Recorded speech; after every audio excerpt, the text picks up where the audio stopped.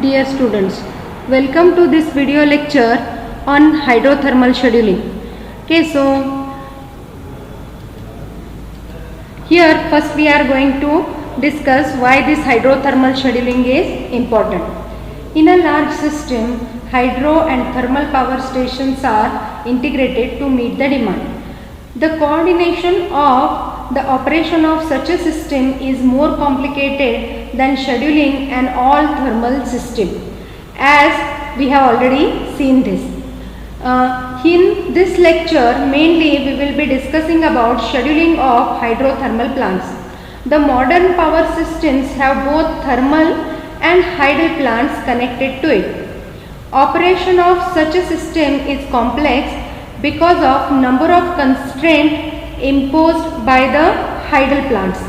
The idea of integrated operation is for optimal utilization of all energy sources in the most economical manner to meet the load demand at all points of time. The thermal plants have a high operating cost and a lower capital cost compared to hydel plant. Therefore, it is economical to have both thermal and hydel plant operating in a system. A hydroelectric plant can be started quickly as it has higher reliability and greater speed of response. It is useful for controlling fluctuating loads. On the other hand, thermal plants start slowly and the response time is slow. Normally, a thermal plant is preferred as a base load plant, whereas the hydroelectric plant is run as a peak load plant. So, in this lecture, we are going to discuss such a interconnected system wherein one hydro plant and one thermal plant together are satisfying the present load requirement. So, in this one line diagram, we can just have a look of 2-unit hydrothermal plant. So, as we can see here, this H is nothing but a hydroelectric plant, and the power supplied by hydroelectric plant we are denoting as PH. Then on the other side we have a steam plant or a thermal plant, and to this thermal plant we are giving fuel as an input, and its output we are denoting as PS, output of thermal power plant or power generated by steam plant. Now both these outputs of the hydro and steam turbine or steam power plant we are giving to the load. So it is an interconnected hydrothermal system, okay, where hydro as well as thermal both together are satisfying the load requirement.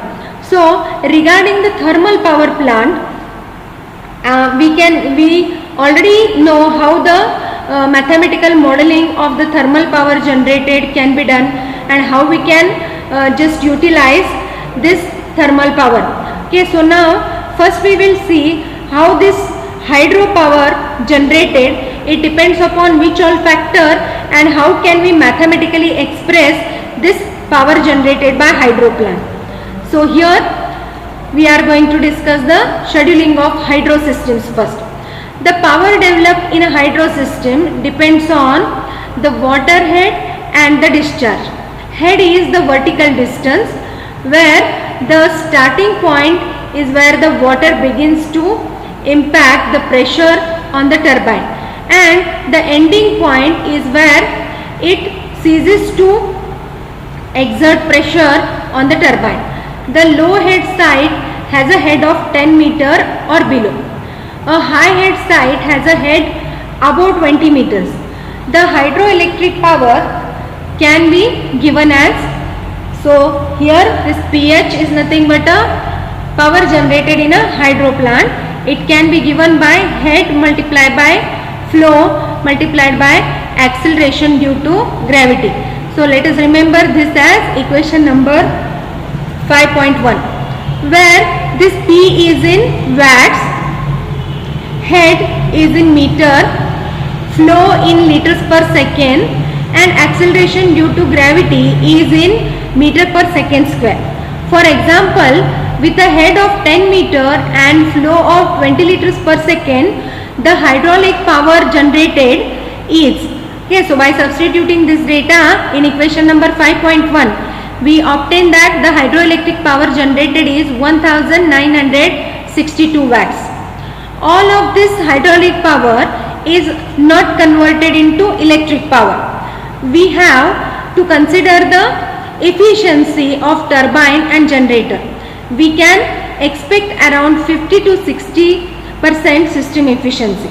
So in the above example, 1178 watt would be available as electrical power. So in general, the electrical power is given by the equation PGH, means it is the power generated by hydro plant. It is given by eta into gamma into QGH, where the notations used in the equation are, this eta is nothing but efficiency of the system, sigma is the density of water in kg per meter cube, and normal its value is 1000 kg per meter cube. Q is the water flow in meter cube per second. G is the acceleration of gravity in meter per second square. H is the head in meter, and PGH is the electrical power in watts. So here we can see how the electrical power can be calculated here by using the terms of a hydroelectric plant. Next, let us discuss about the short term hydrothermal scheduling using gamma lambda iterations. So normally in hydrothermal scheduling we have two types, long range scheduling and short range scheduling. So in the long range scheduling, it involves the forecasting of water availability and scheduling of reservoir water releases. The time period depends upon the capacity of reservoir. The scheduling can be for 1 week or 1 year or for several years. That is called as long term scheduling. Now what is short range scheduling or short term scheduling is, it involves hour by hour scheduling of all the generation on the system, so as to optimize the total production cost over a period. All data are assumed to be known, and starting from an initial operating schedule, an hourly schedule is drawn meeting all the constraints. So for such a short term scheduling, okay, one of the method used is this gamma lambda iteration method. So let us see how can we make use of this gamma lambda iterative method. What are these constants gamma and lambda, and how can we do the short term hydrothermal scheduling using this method. So in this method, the mathematical model is built slightly differently in terms of constraints. The problem here we are defining as f of minimize f of t, which is summation of h of k into f of pgt. So here f of t is nothing but cost of generation of the thermal plant. Okay, f we take as notation for cost of cost function. Okay, so this is f of t is nothing but cost of thermal plant. Here f of pgt is nothing but it is the cost of thermal generation at kth iteration. Okay, and we have the summation taking place here, and h of k we write here, which is nothing but number of hours in the kth interval. So this h we consider as number of hours in the kth interval. Okay, and this k we are varying from 1 to n. So now this is our problem definition. Okay, what we want to do, we want to minimize the cost of thermal plant such that, okay, so this minimization of cost is subjected to a condition. And what is that condition? That condition we have expressed mathematically here. Okay, so the condition is written here as summation of Q naught of K into H of K is equal to Q total. So now this Q naught of K is nothing but water discharge or water output in the kth time interval. Okay, and this is measured normally in terms of meter cube per second or meter cube per hour. Then we have one more factor indicated here, that is nothing but this Q total. So it is the total volume of water available for discharge, and we can write PD plus P loss minus PGT minus PGH all at kth interval. Okay, and it must be equal to 0. Okay, so this equation number 5.41 and 5.42, 5.43, these are nothing but the conditions for minimizing this f of t, okay, which is our problem statement. Okay, so this is our problem and it is subjected to these constraints. Okay, so now here we were discussing about 5.42. So this equation we can call as the power balance equation, where what we are giving, total generation is this, it must be equal to demand plus loss. Okay, so taking all these terms on LHS, we have written this power balance equation in this fashion. Then we have summation H of K is equal to T max. Okay, so this T max is nothing but total time for which we are considering the scheduling, and H of K is number of hours in the kth interval. So if we take the summation of number of hours in the kth interval, we get the total time or T max, the maximum time for which we need to, the total time or maximum time interval for which we are doing the scheduling.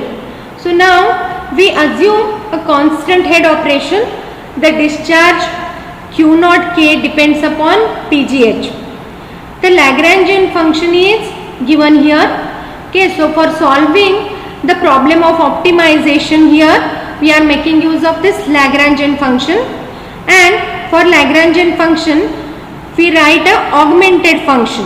Okay, so this is the symbol of augmented Lagrangian function and it is given by the main function.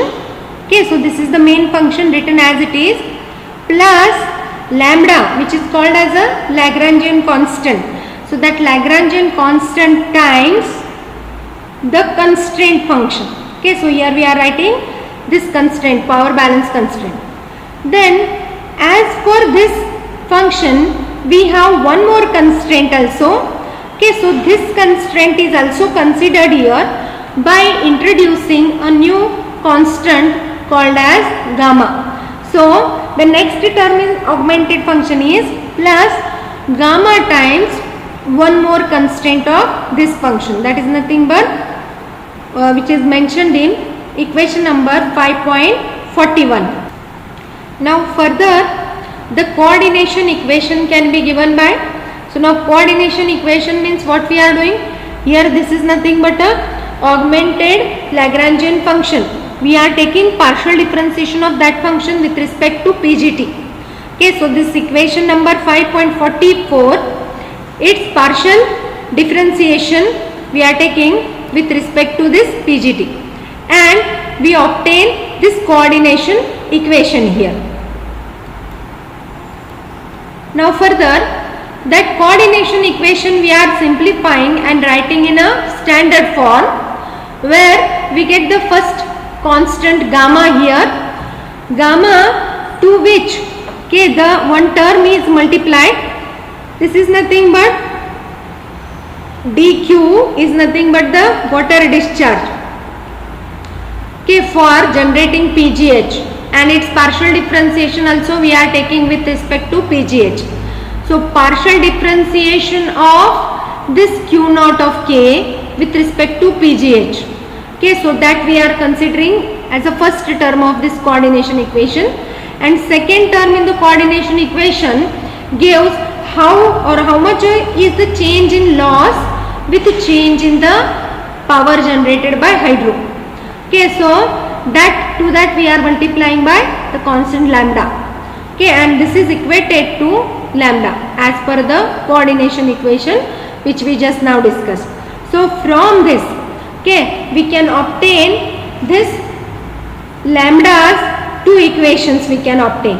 Okay, equating to first term and equating to second term, we can obtain this 5.46 and 5.47. So it is noteworthy to mention that gamma converts the incremental water rate to incremental plant cost. It is constant over the iteration unless the reservoir storage limits are violated. If losses are neglected, the coordination equation will be like this. Okay, so this we are writing in a simplified form. The coordination equation we are writing in the simplified form like this. So now we can apply this gamma lambda iteration algorithm for the short term hydrothermal scheduling. So what we are doing here, we need to solve the coordination equation. For this reason we need to compute this differentiation of cost function with respect to generation. Okay, it is called as the general cost function of a thermal plant. Okay, so we know the cost function is given like this. Okay, so in earlier discussions also in economic dispatch we have made use of this cost function. Okay, so that cost functions equation we are considering here once again. Now what we will do, we will take the differentiation of this cost function with respect to PGT. So this 5.49 is the resultant equation. Okay, so that is our first thing we wanted to obtain. Now secondly, what we want to obtain, this water discharge rate we want to obtain. The discharge Q0 is a function of PGH and it is given by, okay, so here this discharge we are writing in the same fashion. Okay, so here two equations we have written. For the generation above limit, okay, we are writing this equation, and for generation below some limit we are writing this equation. So this equation 5.50 and 5.51 you can compare with 5.48 and 5.49. Okay, so on the same line, okay, on the line of this equation this is written, and on the line of this equation is written. So here in this graph we can see the input output characteristic of the hydel plant. Output of hydel plant is nothing but the megawatt power generated, and input to the hydel plant is nothing but the water discharge. Okay, so this graph shows the input output characteristic of the hydel plant. Now further what we are going to do, just now we have obtained the required data here. So we are using 5.50 here, and the equation for water discharge rate we are modifying and rewriting like this. Then by there we have seen the two equations here, this 5.50 and 5.51. So by substituting them one by one, okay, 5.50 if we substitute we get this 5.52, and if we substitute 5.51 we get 5.52b. So now the loss is given by, okay, so this equation for loss in terms of B coefficient. Okay, so we are also familiar with this equation. Already in economic dispatch we have discussed about this. Okay, so that equation for loss we have considered here. Then what we are doing, partial differentiation of this loss with respect to generated power or thermal generation we are taking. So this is the partial differentiation. Then we are just mentioning or writing it as equation number 5.53a and 5.53b. Okay, so what is the difference to these two equations? Here you can see this loss equation is here considered with respect to the thermal generation. Okay, what is change in loss with respect to thermal generation, that we are writing in 5.53a, And in 5.53b, what we have done? Change in loss with respect to power generated in hydro. So by taking the partial differentiation of this loss with respect to two variables which are there in this equation, PGT and PGH. With respect to these two, if we take the partial differentiation, these two equations we obtain. Now this is what we actually do in this gamma lambda iterative technique. Okay, the same thing let us discuss, or let us see these all steps. How can we make a computer to make use of these steps and find out the hydrothermal scheduling using this gamma lambda technique. Okay, so we can see that in the flow chart over here.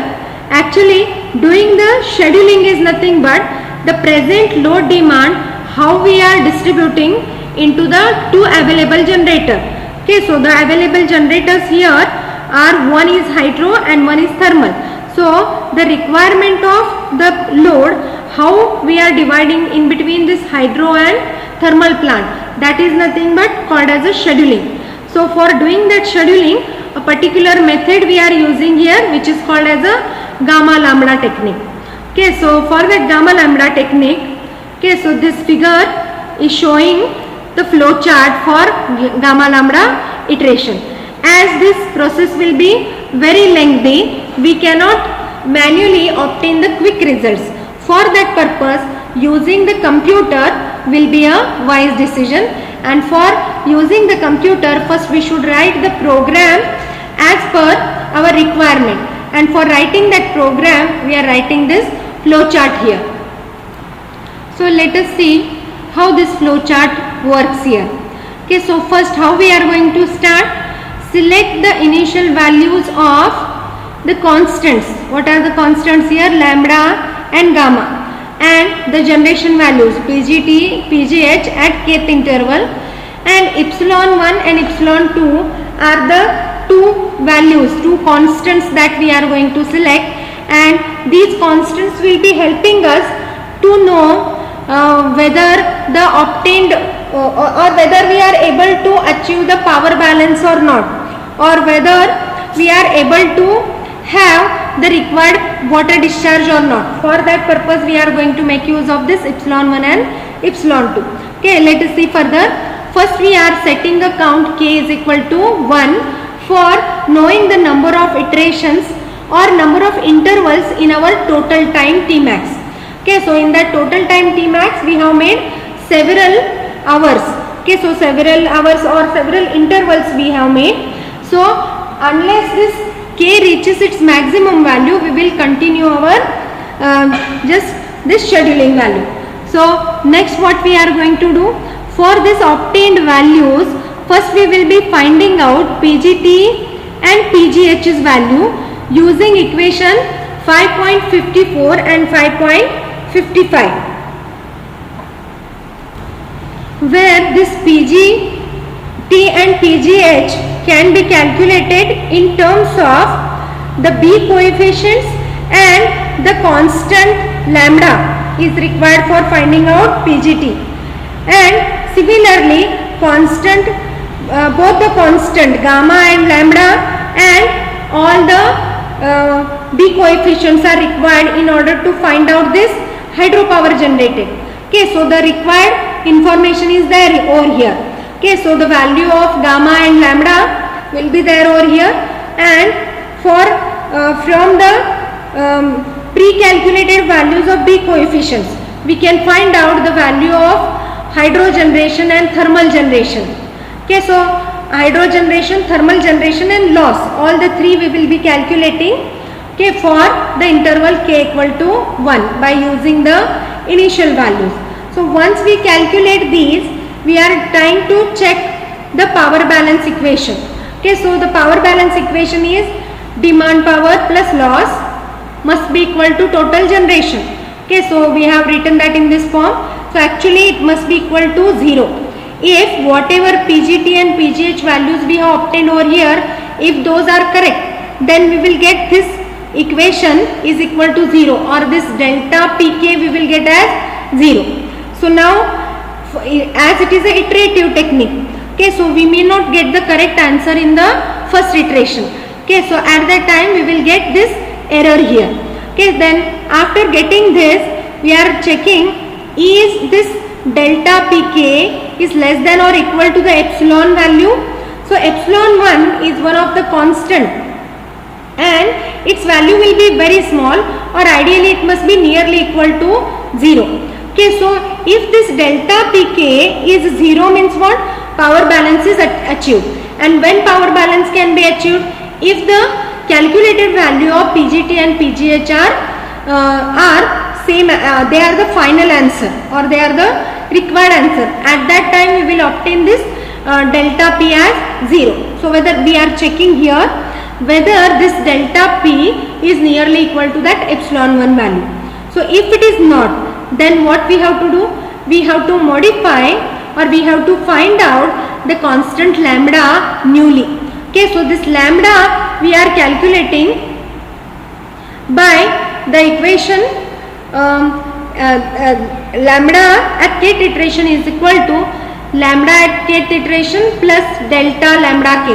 So the new value we will find out, and this value, making use of this value, once again we will recalculate the thermal and hydropower generation. Okay, so we will just go on repeating this unless we obtain or we satisfy this condition. Okay, so until and unless this delta pk is not less than or equal to this value, epsilon 1's value, it will be in this loop. So once it becomes less than or equal to this, then we will come out of this box and we will find out the value of water discharge Q0 at kth iteration. So this water discharge means we have calculated the hydropower generation here. So in order to satisfy this much of pgh, how much of water discharge is required, that we are finding out here. So after finding out that, we will check is k equal to n, means whether we have done this for the last interval for which the first value we have initiated as 1. So we need to complete all the intervals in our considered time. So if it is not equal to n, in that case we will increment k by 1 and we will just repeat this process unless the k becomes 1 or unless we reach the last interval in our total time. So once we reach the last interval, in that case we are finding out delta q. Okay, so this delta q is calculated by this equation. Now this obtained value of delta q we are checking with the constant epsilon 2. So now if this water discharge is error, is it less than or equal to epsilon 2? If it is no, in that case we need to modify the constant gamma here, and gamma's value we will modify and we will give this to once again this box where we will newly calculate pgt, pgh and losses as per this new value.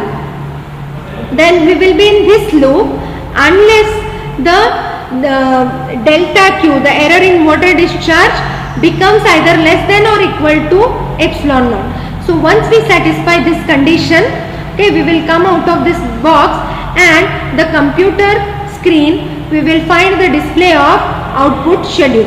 Okay, so output schedule, as I was telling it earlier also, output schedule or hydrothermal schedule is nothing but for a particular amount of load. Okay, load requirement, how much is pgt and how much is pgh, calculating that itself is called as a scheduling.